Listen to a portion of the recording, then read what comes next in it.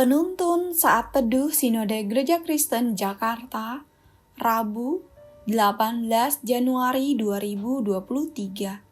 Judul renungan, ukurannya bukan keberhasilan.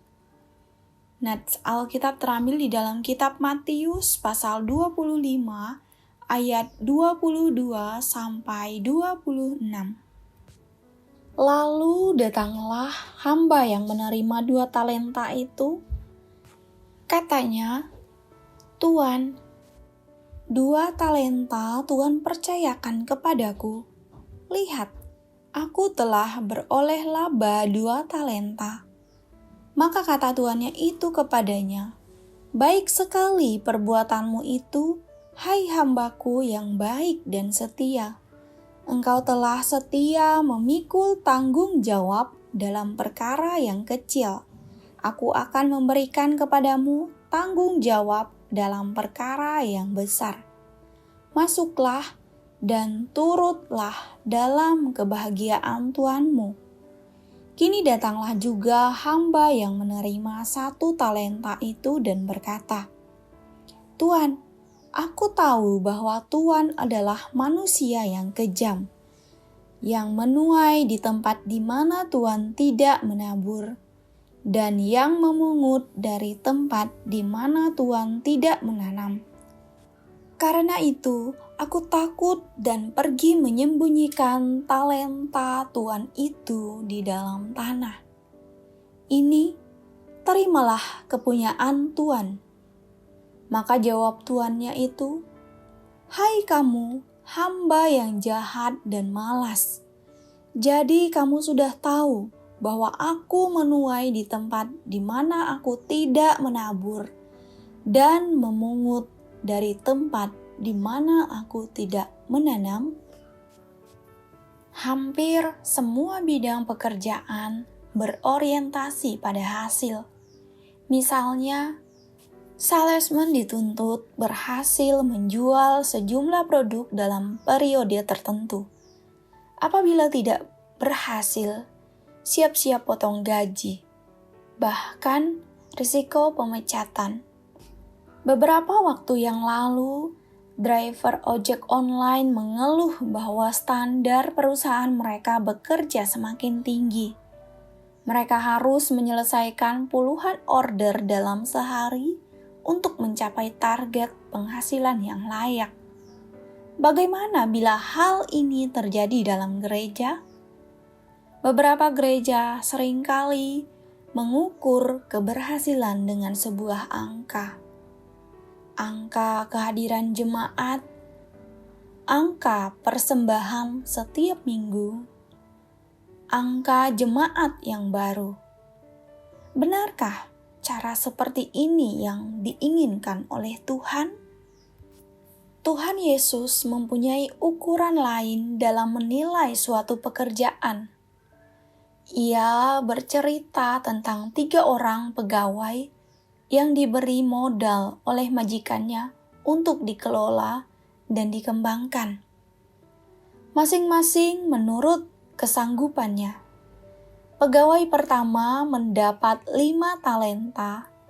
Ia mengembangkan modal itu sehingga memperoleh laba sebanyak 5 talenta.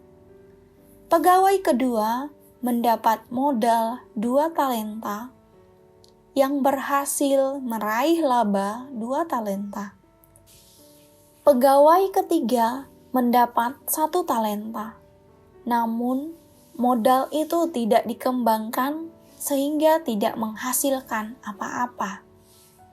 Beberapa waktu kemudian, majikan itu meminta pertanggungjawaban. Majikan memuji pegawai pertama dan kedua.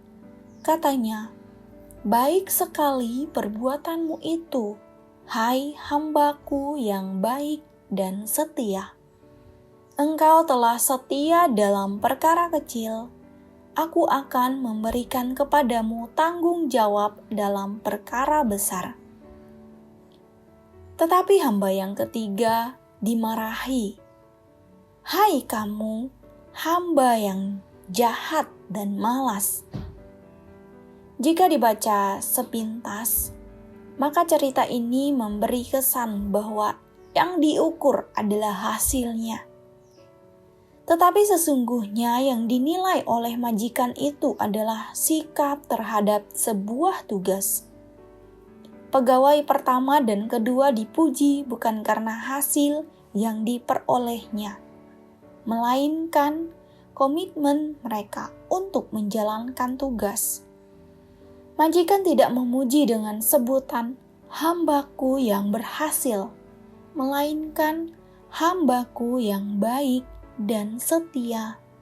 Engkau telah setia dalam perkara kecil."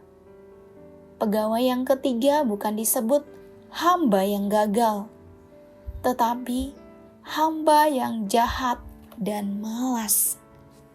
Bagi Tuhan, ukuran keberhasilan sebuah pekerjaan maupun pelayanan bukanlah jumlahnya, melainkan prosesnya. Dalam sebuah proses yang terpenting bukanlah hasil akhir, melainkan proses untuk mencapai hasil itu. Apa gunanya mendapatkan hasil yang cemerlang tanpa proses yang benar? Sesuai firman Tuhan. Sebab itu, libatkanlah Tuhan dalam sebuah proses. Kita perlu bekerja bagi Allah dengan tekun dan setia pada firman-Nya. Kadang kita bisa gagal, kadang bisa berhasil. Semua bisa diizinkan Tuhan terjadi. Saat kita gagal, Tuhan tetap tersenyum puas saat kita bekerja dengan tekun dan setia. Begitu juga saat kita berhasil. Janganlah menjadi sombong. Hanya karena anugerah-Nya, kita bisa mendapatkan keberhasilan dan kesuksesan. Bagi Tuhan, ukuran keberhasilan sebuah pekerjaan dan pelayanan bukan jumlahnya, melainkan prosesnya. Amin. Terima kasih, Tuhan Yesus memberkati.